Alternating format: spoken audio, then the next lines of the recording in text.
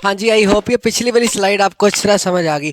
इस वाली स्लाइड में हम क्या डिस्कस करेंगे, इस वाली स्लाइड की मेन हेडिंग क्या है। इस वाली स्लाइड की मेन हेडिंग है print culture and French revolution. ठीक है, प्रिंट कल्चर से मतलब प्रिंटिंग प्रेस के आने से, प्रिंट मीडिया के आने से फ्रेंच रेवोल्यूशन को कैसे सहायता मिली, मतलब फ्रेंच रेवोल्यूशन कैसे आई, मतलब फ्रेंच रेवोल्यूशन आई ना, उसमें प्रिंट रेवोल्यूशन का क्या योगदान है।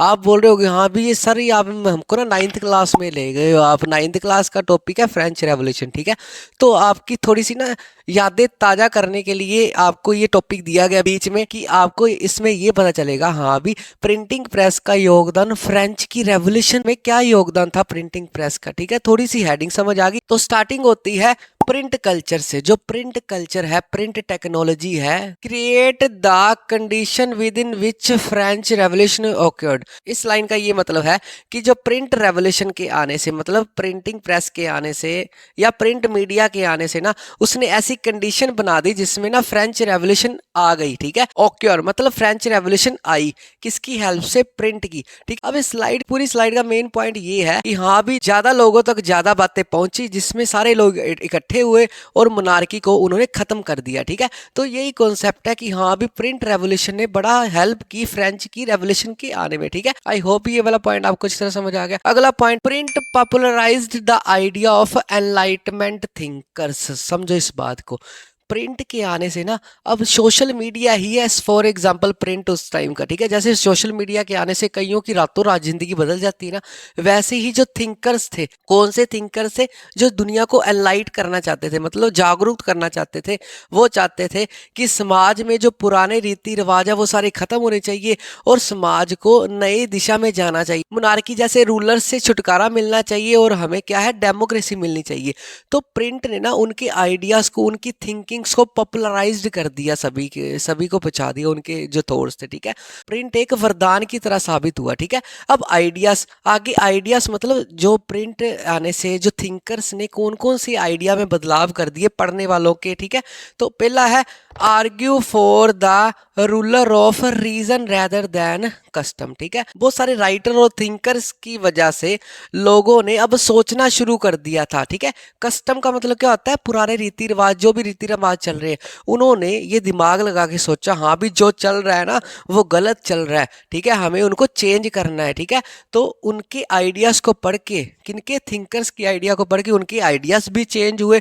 और क्या हुआ, क्रिटिकल व्यूज। क्रिटिकल व्यू का मतलब क्या होता है, खिलाफ व्यू। ठीक है, अब मेरे कोई खिलाफ अगर बात करेगा तो क्रिटिकल बात करेगा मेरे खिलाफ। ठीक है, तो बेसिकली जो पहले रूलर रूल कर रहे थे, उनके राजे महाराजे टाइप या मोनार्क टाइप, तो थिंकर्स के आइडियाज को पढ़ के थिंकर्स उनको गाइड करते थे, जिससे क्रिटिकल व्यूज, उनके खिलाफ व्यू किसके बनते थे, ट्रेडिशंस, जो भी ट्रेडिशन रीति रिवाज चलते आ रहे हैं उनके खिलाफ सोचने के लिए उनको मजबूर किया, उनको ना आईना दिखा दिया हाँ भी समाज में गलत चल रहा है, हमने सभी ने मिलकर चेंज करना है। ठीक है, सुपर सिस्टम्स का मतलब होता है अंधविश्वास, और भी बड़े सारे अंधविश्वास थे उस समय लोगों के, वो किसने दूर किए, बुक्स ने दूर किए, राइटर्स ने दूर किए। ठीक है, एंड डेस्पोटिज्म, डेस्पोटिज्म के खिलाफ भी सोचना शुरू कर दिया, मतलब तानाशाह, ऐसे बंदे, ऐसे पर्सन जो रूल कर रहे हैं अपनी मर्जी से, चाहे वो खुद गलत है फिर भी वो कॉन्स्टिट्यूशन को अपने तरीके से चेंज कर रहे हैं, मतलब रोज ही संविधान अपना बना रहे हैं। ठीक है, तो आपको एक क्वेश्चन आ सकता है, क्या आ सकता है,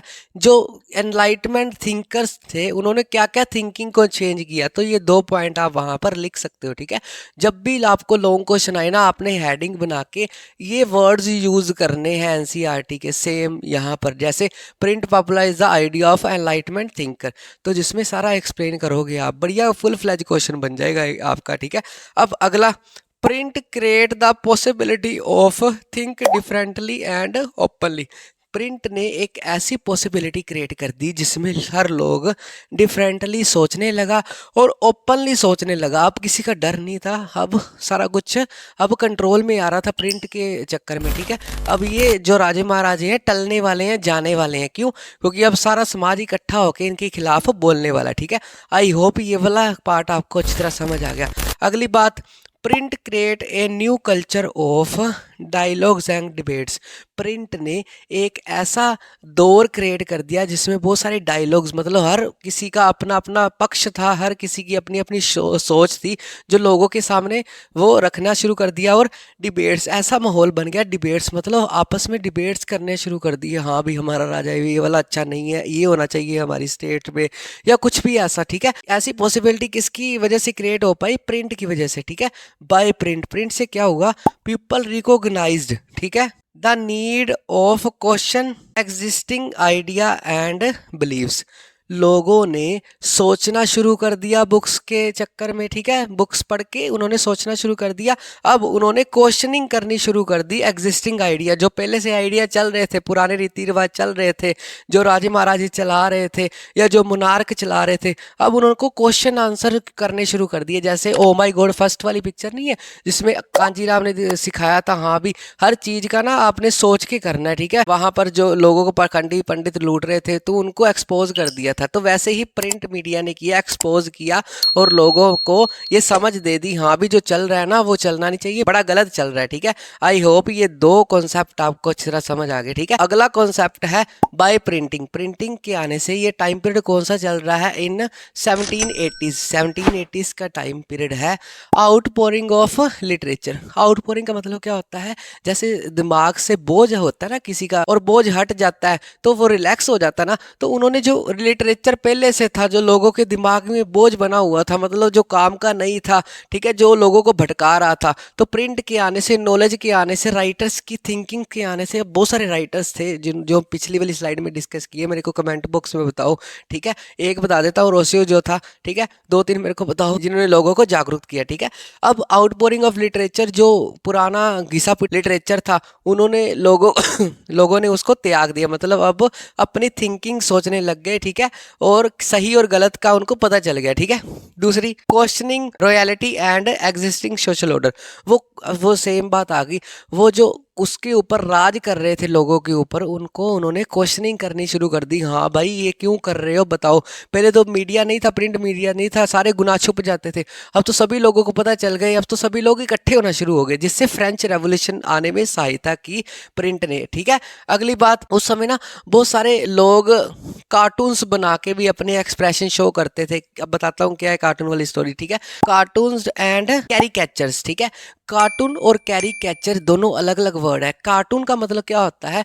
कार्टून का मतलब होता है पर्टिकुलर किसी भी चीज का हम कार्टून बना के उसको रिप्रेजेंट कर सकते हैं। जैसे मैं मिकी माउस का कार्टून बना दूं, ठीक है, डोरेमोन का कार्टून बना दूं, किसी का भी कार्टून। ठीक है, तो इसमें कुछ भी कार्टून आ सकता है। ठीक है, अब कैरिकेचर मतलब जो पर्टिकुलर एक इंसान का बना दूं। ठीक है, जैसे मैंने अक्षय कुमार का मजाक बनाना है तो अक्षय कुमार का कैरिकेचर बना दूं। ठीक है, मोदी जी का मजाक बनाना है, मतलब वो अच्छे काम नहीं करे तो उनका कैरिकेचर बना दूं। ठीक है, तो समाज में उस समय लोगों ने कार्टून और कैरिकेचर से अपने गुस्से को प्रदर्शन किया। जैसे होर्डिंग नहीं लगा देते, अभी हमारा राजा इतना बुरा है। ठीक है, उसमें क्या शो करते थे कार्टून और कैरिकेचर्स में? Showing pleasure of monarchy. उसमें ये शो किया जाता था, हाँ भी मोनार्की जो राजे महाराजे टाइप राजे राज कर रहे हैं वो कितने प्लेजर में है, कितने इंजॉय में है। ठीक है, एंड कॉमन पीपल सफरिंग।